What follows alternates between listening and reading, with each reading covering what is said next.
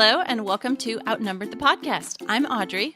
And I'm Bonnie. We are experienced moms to a combined total of 19 children. In our weekly episodes, we explore relatable topics using our perspectives of humor and chaos. Tune in for advice and encouragement to gain more joy in your parenting journey.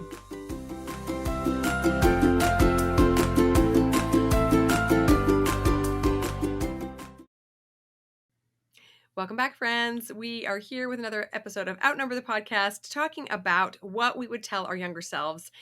We love this whole series because sometimes it just takes a little bit of time and a little bit of maturity and a little bit of lowering our expectations before we realize just how we want to react to specific circumstances in our life. And today we're talking about self-care.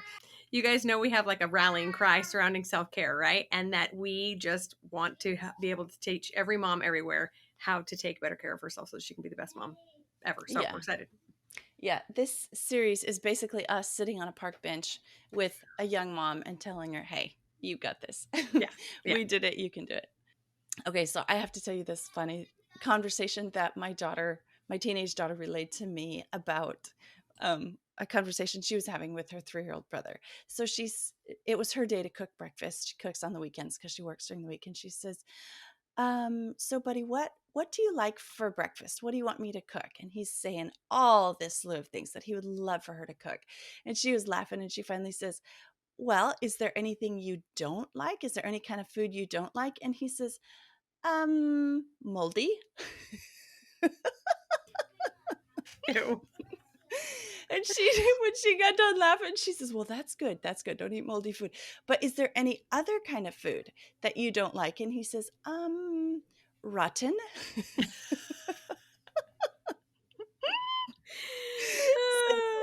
So then she says, but for breakfast. And he says, I just like good food. I just don't give me anything with maggots in it. Kids are so cute. At least he knows what he wants, and he is not picky.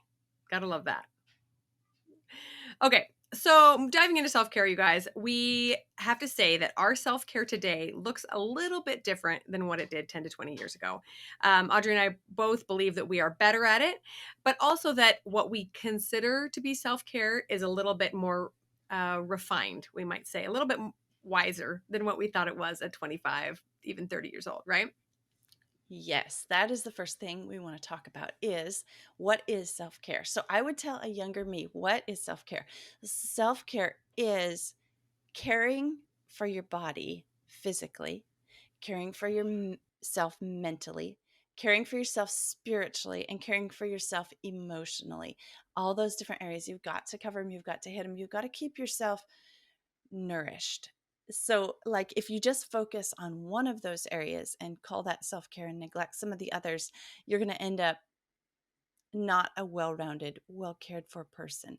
And so, like if I focus on physical exercise, that's self-care for me. I've got to do that. I've got to do that. And then I neglect, maybe I physically exercise to the point of mental exhaustion. That's not doing myself any good. But just focus on all the parts of you that need cared for. The reason that we feel like we're being neglected is because we're caring for so many little ones in so many different ways. We're caring for them physically, we're caring for them mentally, we're looking out for their emotional needs, we're thinking about their spiritual care and all that, and we're like guiding them. And so it's very easy to like feel not neglected ourselves. And we'll talk about this more, but self-care is you caring for yourself in those 4 areas.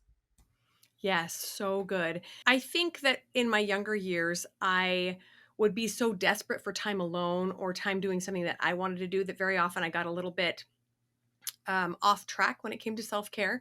And I would just, take off and go do something that was maybe a little bit more on the fun side of things than actual care. So if you maybe feel like you're a little bit lost or you're not really sure how to define this, look at what you do for your children. What you do for your children every single day is care for them. Are you doing those same things for yourself? Are you ensuring that you're getting enough sleep? Are you feeding yourself 3 nutritious meals? At least snacks are good too.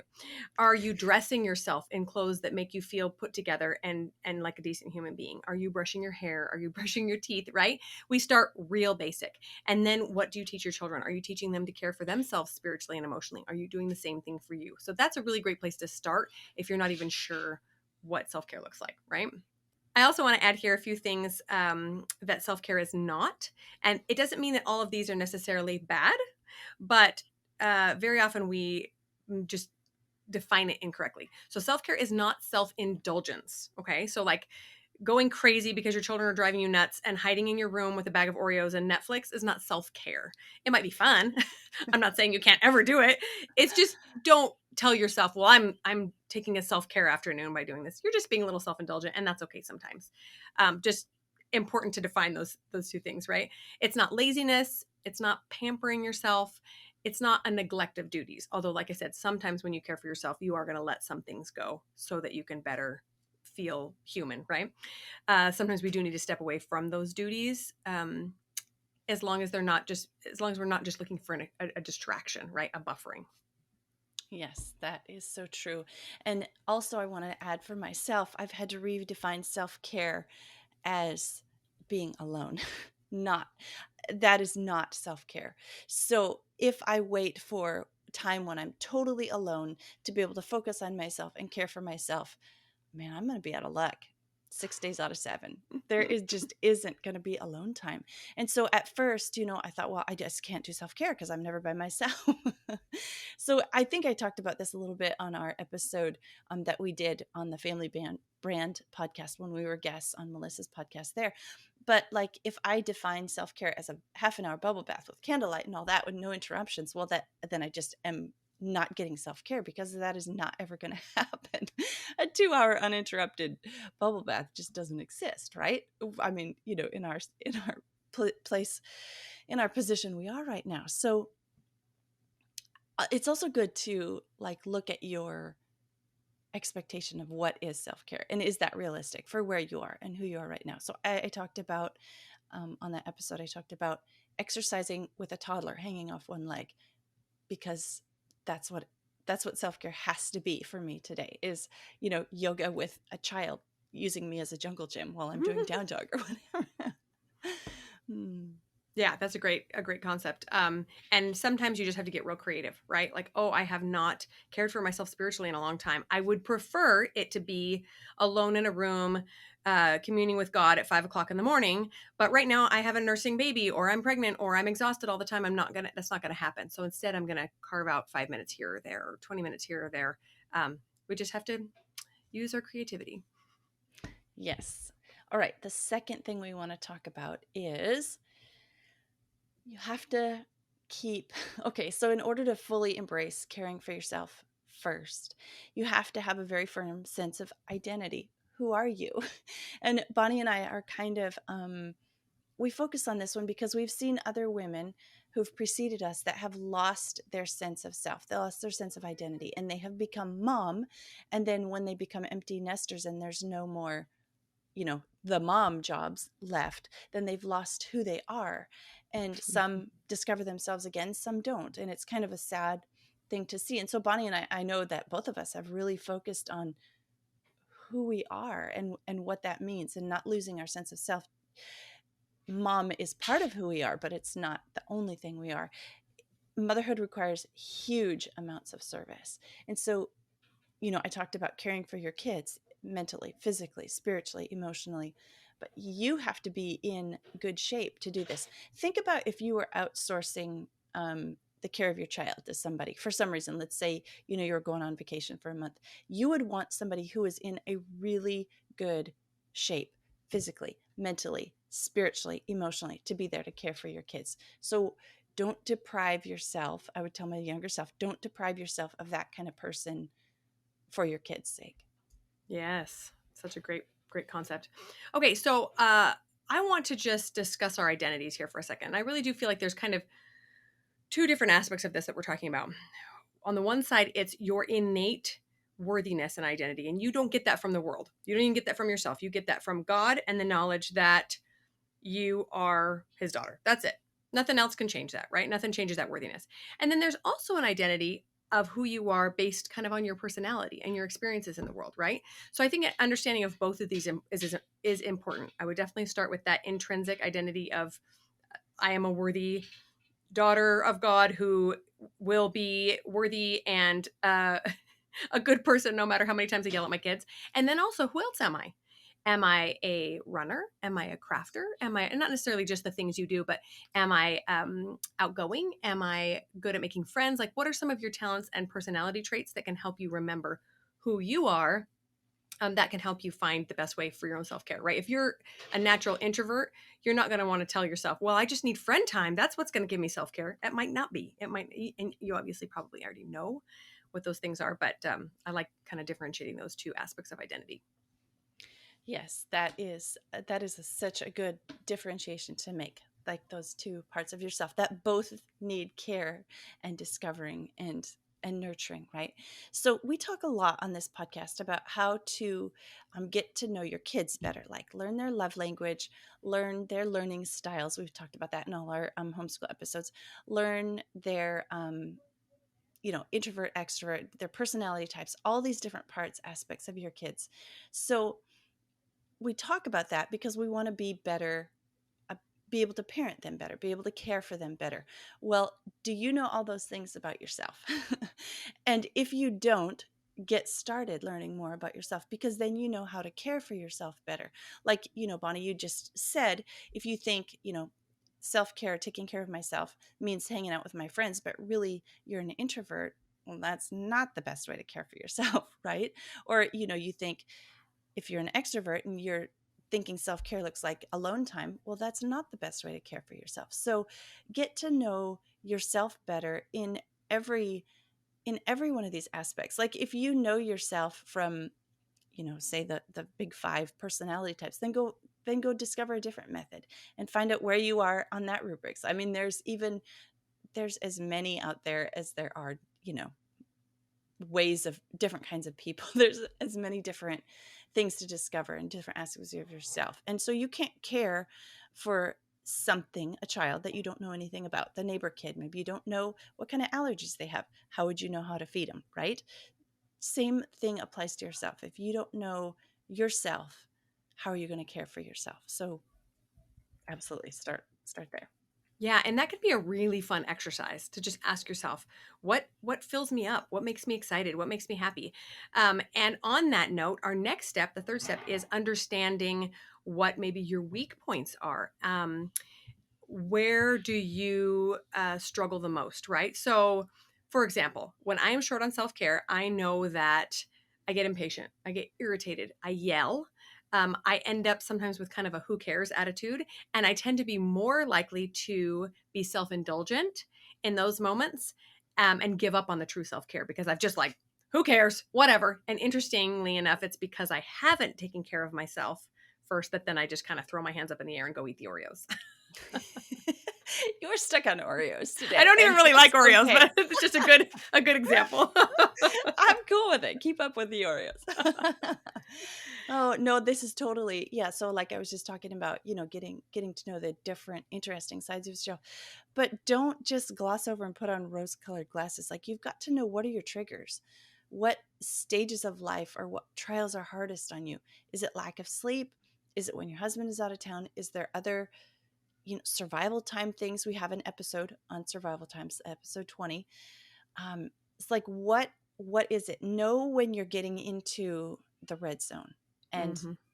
and recognize that. Like at least maybe you can't stop yourself into that descent of the Oreo and, like, the Oreo world, the Oreo. Oreo Maybe world. the black and white. You can't stop yourself into the black and white zone. But you can at least recognize that that's where you are, that you're in a bad place and that you need care. Okay, that's step 1. Recognize that. Yeah, and it's important to realize that we're not saying that if you practice good self-care, you will never have a meltdown and you will never get upset at your children and you will never lose your patience. That's just not realistic. But you need to know what the hardest times are for you, or like hardest phases of parenting 3-year-olds are just really hard for me, and to kind of up my self-care there so I'm less likely to lose control. I will eventually because I'm human, and that's totally normal. I'm not going to beat myself up for that, but I am going to be a little bit more compassionate with myself and think, gee, I totally lost it on that kid. What's going on with me? Did I miss something? Did I miss studying the Bible today, maybe? Did I not get enough sleep? What's going on, right? How can I help myself? And if it's nothing, maybe it's just time for some thought work or reconnecting with that child, figuring out what went wrong. And then I always like to plan ahead to be very watchful for my emotional health, especially when I know one of these triggers is coming up. So I recently had a almost 2-week period with my husband out of town, and not just out of town, across the world. So we couldn't even talk most days, because he's going to bed when Mm. I'm getting up. That's so irritating. But I knew ahead of time this was going to be a hard phase. I didn't know that our house was going to flood right before he left town, but that's neither here nor there. Oh. I knew I had to plan ahead, and I planned a night out with some friends. I planned to have a sitter come over a couple of times. I told my big kids I was going to be leaning on them a little bit harder, maybe a little bit more nature time for you, or time for journaling, maybe a phone call to someone you really connect with. Don't wait until you've totally lost your mind or you're in that really tough spot to think, oh shoot, I need some more self-care. What do I do now? Right? Sometimes it's too late. Yeah, that is such a good point. Plan ahead. Good tip. Okay, the next part that we want to move on to is just to tell our younger selves very gently, very kindly, your children need a healthy, happy mom.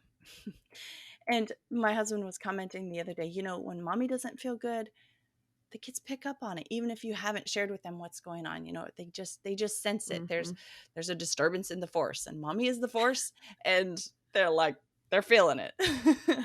And it puts them off too. So then, like, when you're not caring for yourself, you're actually making your job harder than you, because your kids are picking up on that, and they're being more difficult, or just out of sorts. They don't feel good because they know you don't feel good. You can't give your kids what you don't have. So you can't pour out of an empty cup, is what I think we've used that illustration before on this podcast. You've got to keep yourself filled up so you have something to give. If you've listened to the podcast for more than about 3 episodes, we've probably talked about this ad nauseum, but we just really feel that it's something that's so easy to overlook when your kids are screaming at you and needing you all day long. You really do no one any favors by running yourself ragged. Sometimes we think, because motherhood is service oriented, we think service is good. So I'm just going to keep pouring and pouring and pouring and pouring. Along the lines of that illustration, I've also heard that instead of filling your cup up to the top, I'm a visual person, so I got to think in metaphors, but if you fill up your cup from the top and then pour out of it, you're still left with an empty cup. What if we wait until our cup is overflowing, and then whatever comes out, all that extra gets poured into our children? And I really like that analogy a lot better, because we're never left with half a cup. We can always be full. Now, that being said, there are definitely phases of time where that's not the case. Like with a new baby. I just have to say, late pregnancy, new baby, there's just a lot of empty cups going around. And that's just a survival time. We talk a lot about that in that episode as well. But not only do you deserve to be cared for and all the rest of the times, but you're teaching your children how to care for themselves when they grow up. You're teaching your sons how to care for themselves and to watch out for their wives when they go through the motherhood phases. You're teaching your daughters how to do the same. What a wonderful lesson to teach, that, hey, sometimes mom needs to step away and take care of her first. Yeah, that is so true. I talk often about our 20-year vision. So when you're in a bad spot, um, what do you want your kids to do? What do you want your daughters to do, your sons to do, if they're in the future feeling the same way that you are feeling now? And oftentimes I've used that to help myself. Like, I can't, be in such a low spot or whatever. I cannot figure out what to do for myself.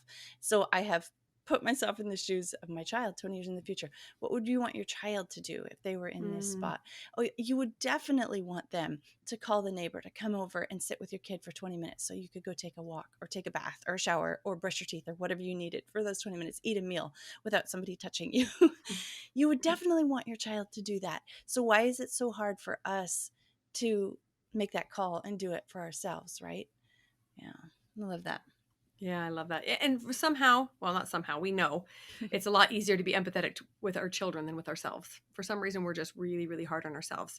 But yeah, think, what would your mother want you to do right now? How would she recommend you take care of yourself, right? Yes. All right. Moving on to another point here. We haven't been numbering them, but oh well, this is number 5. Self care involves a high level of fulfillment. It might require you to dig around some and figure out what you need. So, if always in the past, something has worked for you and it's not working now, that's okay. Keep trying. Try something different.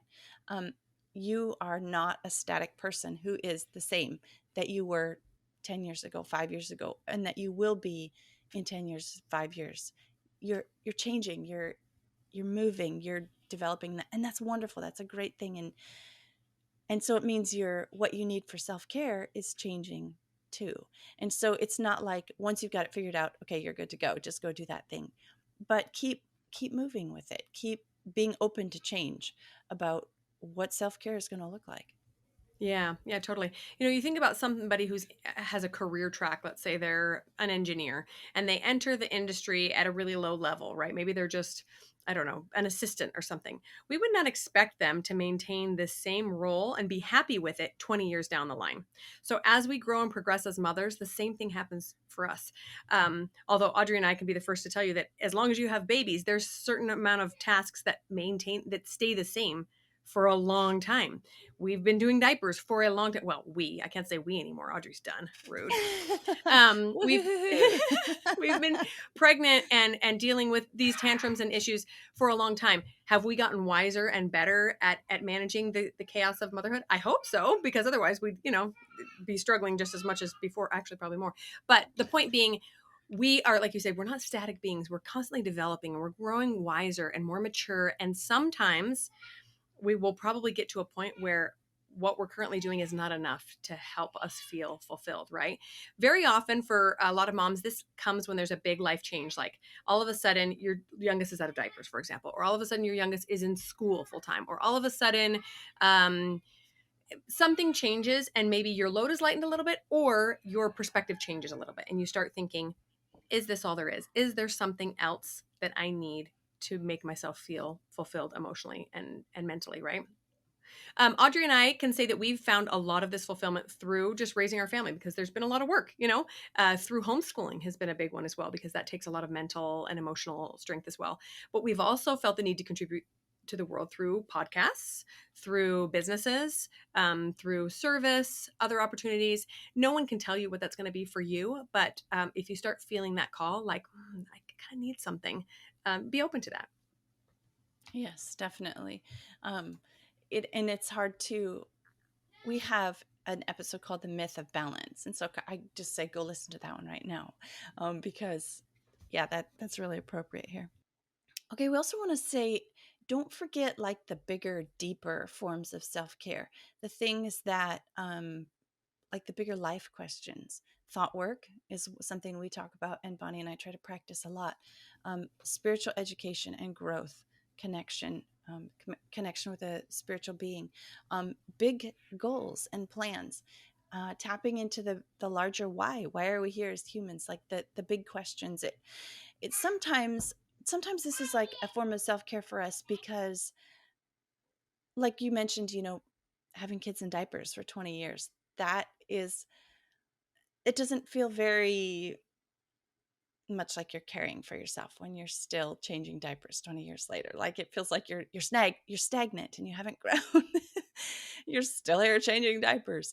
Um, but that doesn't mean that while you're changing the diaper, you can't be thinking about some of those bigger questions. And because we are created by a creator who wants us to be thinking about these things, that is definitely a self-care thing for us to be working on, that spiritual growth, that the thought work, the bigger goals and plans and ideas. It's important to realize that there's a time and a season for everything, right? You're probably not going to be delving into the deep philosophical why of your life when you've got 4 kids under the age of 5 and you're drowning in poop and bottles and who knows what else. That's okay. That is kind of a survival period. Make sure you still make time for something spiritual, something larger than you. But then as life starts to get a little bit easier, you can dive even deeper into that. And that has brought us so much more fulfillment than just being caught up in the busyness of day to day. And maybe you're not even a particularly spiritual person, but I guarantee there's something you can tap into. Maybe it's a love of nature, the universe, or just serving other human beings that's going to pull you out of the stress of your day to day and make you feel connected to something larger. That is so, so, so powerful. And in the end, our families feel like they're everything right now, right? And they take up most of our time and energy and thoughts.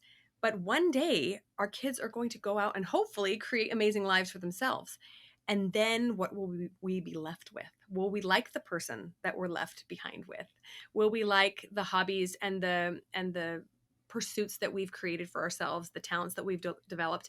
How can we continue to develop these even while our children are home in the off hours or the extra time we have? Yeah, I read a quote the other day. It said, when you do a good deed, so you were talking about service, but when you do a good deed, um, it makes you feel good. It makes the person on the receiving end feel good, and it makes anyone observing also have a rush of that feel good. So, there's it's just like it's wired into us, that form of taking care of others is also like taking care of ourselves and helping others feel good, and even others watching as well. Like, it's kind of wired into us. Okay, I think the last thing that I would tell a younger me about self-care is that sometimes you will wake up feeling miserable and with dread in your gut. Sometimes you will have bad days. Sometimes there will be hurt and pain and sorrow, but it's not normal for it to go on for an extended period of time. Like, life can be hard, life is hard, but look for the joy and like seek out the joy. You should and can find it. There's a difference between, let me get my words right here. There's a difference between joy and happiness, and you can have joy even when you're really, really sad in the midst of grief. Like, self-care doesn't mean you're going to be happy all the time, but I would like to tell my younger self to start looking for joy, sooner than I was able to find joy. Yes, I love that. How many times have you looked back at pictures or videos of your children from years past and just been overwhelmed with love for that tiny little human? And I've often wondered, why do I feel so happy in seeing this little human? And I know I didn't feel that way all the time when I was raising that little human, because you get distracted by the messes and the noise and the frustrations of that little human. And only with perspective can you look back and see he was beautiful and an adorable little thing and was trying his best, and nothing but empathy and love and joy for that phase of life. Whereas when you're in it, it's different, right? So that's our challenge, is can you step back and see just a little bit of that today? Can you offer yourself the gift of that perspective right now? And can you just stand back and go, life is hard, but life is also really, really good. And if you're not feeling a lot of good, it should be fairly balanced, right? That good and bad. If you're not, maybe there's some other reason. Maybe there's a mental health issue or a chemical imbalance. Maybe there is something larger at play that you need to address. But I encourage you to get some help there or figure out what that is, because no one deserves to take care of their beautiful children and be miserable, right? But it is okay to wake up sometimes and think, oh, I don't really want to do this today. That's normal. And I don't think I know a single person that doesn't wake up like that sometimes, regardless of their family or their situation or their job or whatever else they're doing. Everybody has hard days. The trick is to find the joy, even amidst those. Yes, absolutely. Um, Maybe someday I'll be able to share part of the reason why I started this, podcast, but it is the story of a friend of mine who wasn't able to find that joy. And like, what I would tell a younger me and, like, a younger version of my friend is please find the joy. You need to do it for yourself. You need to care for yourself, for you and for your children's sake. And it's really, really vital that that you take care of yourself so you can be in good condition to take care of your kids. As a final thought, please go back to the beginning if you missed it. Our second step in caring for yourself was having a very firm sense of your identity. You cannot care for yourself without knowing that you are worthy of care, right? You are worthy of care. And if you don't feel that intrinsically, ask around, find a place to find it. We would recommend prayer, meditation, scriptures, but it's there, and that will inspire you to keep going no matter how hard life gets. So we love you, friends. We hope this was helpful and that you can find some more joy even in your hard days. That's it for this week's episode, you guys. Take care of yourself. I'm Audrey. I'm Bonnie, and we're outnumbered. Thanks for listening, friends. Click the link in the show notes to subscribe to our email and never miss another episode. Show us some love by leaving a review on iTunes or sharing the podcast with a friend. Thanks for all your support. We'll talk to you next week.